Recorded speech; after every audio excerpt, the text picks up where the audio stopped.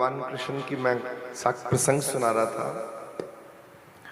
उनकी बहन सुभद्रा उनके साथ वृंदावन में जमुना जी के तट पर घूम रही हैं। प्रभु को पता नहीं क्या हुआ, एकदम बोले सुभद्रा आ नदी के किनारे, और नदी के किनारे ले जाकर अपना खेल रचा और वो जमुना जी में गिर गए। जमुना गहरी थी। अब बचाओ कान्हा, बचाओ मेरे भैया, बचाओ, आवाजें लगा रही है और देखकर मुस्कुरा रहे हैं कान्हा। कृष्णा नहीं, इधर निकल गए, दूर चले जाए। उधर से ये कृष्ण जब प्रभु निकले ऐसे जा रहे हैं, वो आवाज लगा रही है, डूब रही है कि मुझे बचा। पीछे पीछे जा रहे हैं जानकर। इतने में ये ऐसे जा रहे हैं, उधर से राधा जी आ रही हैं। राधा ने देखा कि आवाज जानी पहचानी है। राधा जी भाग कर गई, अपनी साड़ी का पल्लू से, क्योंकि उन दिनों में साड़ियां पहनते थे सारे, सूट नहीं, साड़ियों का युग था। ऐसे लपेट लेने कपड़े अपने, साड़ी का पल्लू ऐसे दो लपेटे उतार कर और फेंका सुभद्रा की तरफ। बहन बाहर निकल, पकड़ ले इसको। वो डूब रही थी बच्ची, तो पकड़ के बाहर निकाला, गले लगा लिया। वो रोने लगी। राधा जी को कहा कि राधा, आप ना होती तो मैं आज मर जाती। आपने मुझे बचा लिया, मैं आपका ऋण कभी जीवन में नहीं चुका पाऊंगा। इधर से भगवान कृष्ण जी की दोबारा एंट्री होती है, मुस्कुराते हुए।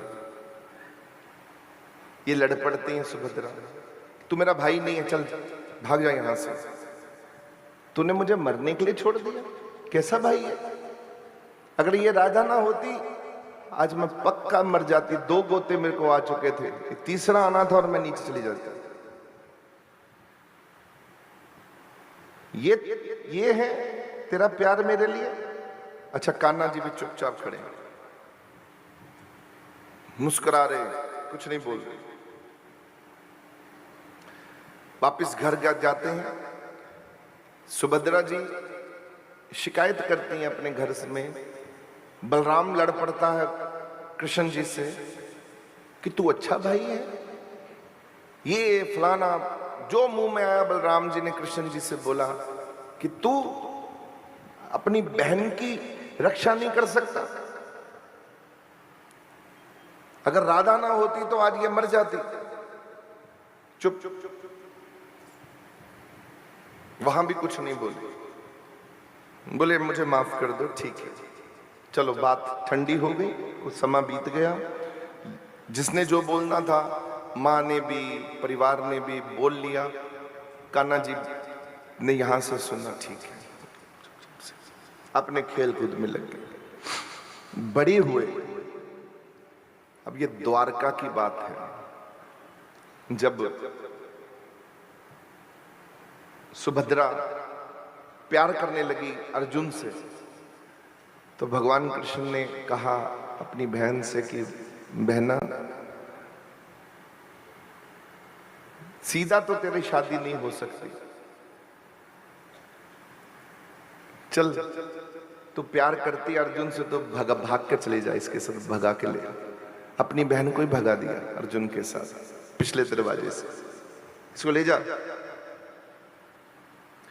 अच्छा, जाते हुए इतनी खुश हो रही है वो सुभद्रा कि मेरे भाई ने आज मेरा साथ दिया। उसको याद आ गई वो बात। कौन सी बात? जमुना जी वाली। रोती हुई गले लग के कृष्ण जी से कहती है कि तू कृष्णा, उस दिन भी तूने रुलाया था, आज भी तू रुला रहा है। उस दिन मैं मर रही थी, बचाया नहीं था, और आज मैं इसके प्यार में मर रही थी और तूने आज मुझे बचा लिया भेजकर। क्या तुझे मैंने आज कर्जे से मुक्त कर दिया काना? अब मैं अंदर मेरे खटास आज के बाद खत्म है।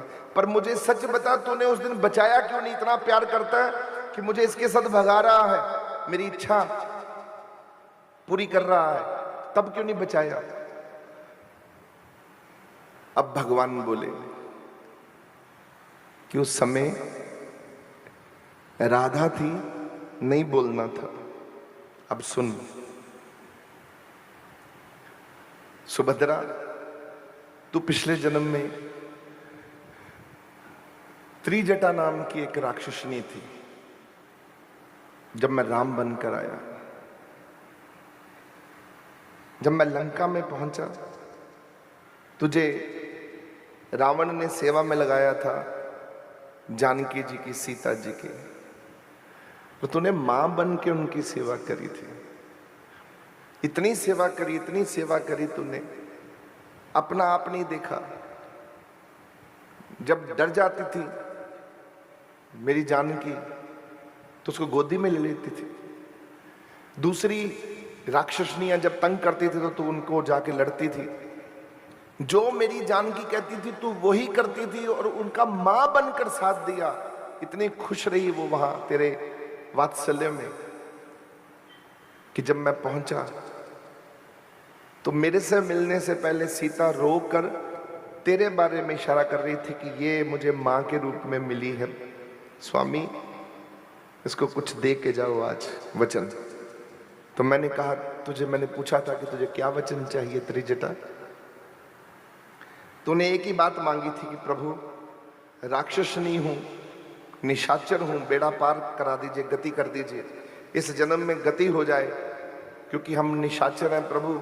अब हम भाव भरोस हनुमंता हरि कृपा बिन, तो हरि की कृपा हो रही है आज निशाचरों पर, राक्षसों पर। तो आज हमें भरोसा है कि आप हम पर कृपा करना हे प्रभु। और मुझे अगर आप खुश होकर वचन देना चाहते हो तो अगले जन्म में भी मैं जब कहीं आऊं तो प्रभु अपने साथ लेके आना, अपनी सेवा में लगाना। तो मैंने तभी तेरे को वचन दे दिया था कि तू मां बन के आई है आज। जा, तुझे छोटा वचन नहीं, तेरे सिर पे हाथ रख के कहा था कि जब मैं आऊंगा तुझे अपने साथ लेके आऊंगा। आज सुभद्रा तू वही त्रिजटा है, तू मेरे साथ आई है। बचाया इसलिए नहीं, बचाया मैंने इसलिए नहीं उस दिन क्योंकि तेरा उपकार था। मैंने सीता जी से कहा, जानकी जी से, कि अपना वचन दे दीजिए क्योंकि आपकी सेवा करिए। तो आप मुस्कुराते हुए जानकी जी ने कहा, कोई नहीं, आपने वचन दे दिया, एक ही बात है।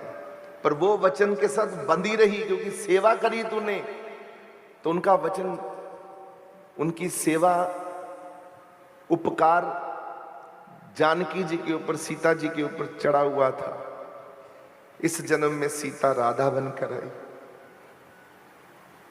और मेरे से, मुझे भी श्राप है कि मैं उसके साथ रह नहीं पाऊंगा इस जन्म में।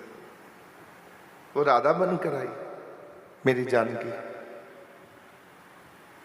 पर क्योंकि तेरा उपकार था मेरी जानकी पर, तो इस जन्म में अगर मैं वो उपकार ना चुकाता जानकी जी से तो वो बार बार जन्म लेती, अगली बार फिर जन्म लेती। कि उपकार तेरा सिर पर था, इस कारण से मैंने सारे उपकार चुकता करने थे। तुझे जब तू डूब रही थी तो उपकार तभी उतरना था जब तेरी जान को बचाना था उस जानकी ने। तो राधा ने बचा लिया, तेरा सब खत्म हो गया उस वक्त। अगर मैं बचा लेता तो वो उपकार वहीं खड़ा रहता।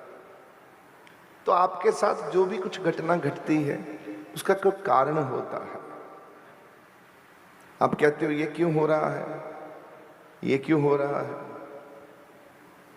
हर एक आपके कहानी का एक आरंभ है और एक अंत है, शुरुआत भी है, अंत भी है। मध्य भी है। आपके साथ जो कुछ घटना घट रही है, जो भी साथ में आपके आए हैं लोग, वो सब कारण से आए हैं। जो भी आपके साथ आए, आपका जो रिश्ता है ऐसे नहीं बना। जिनसे आप पिछले जन्म में भाग गए थे, जिनसे आपने दुश्मनियां करी पिछले जन्म में, गुस्से किए, लड़ाइयां करी, वो आपके आज अपने बनकर वो आपके साथ पैदा हुए, ताकि वो प्रेम आपका दोबारा से पैदा हो जाए। भगवान जी करते हैं। दुश्मनों को आपका सज्जन बना दिया इस बार कि करो सेवा, एक दूसरे का लालन पालन करो। तभी आपके रिश्तों में कभी खटास होती, कभी लड़ाई होती, कभी खुशी होती है, कभी वो गम हो जाता है, कभी वो झगड़े होते हैं, कभी वो प्रेम में बदल जाते हैं। ये सब खेल है भगवान जी का, इतनी जल्दी समझ आने वाला नहीं है। तो रिश्तों को ज्यादा तूल मत दो। ये भगवान जी का खेल है। रिश्ते निभाओ और अपने असली रिश्ते निभाकर असली धाम वापस लौट जाओ, परम धाम। मेरी बात याद रखना। प्रभ अविनाशी वाहे गुरु,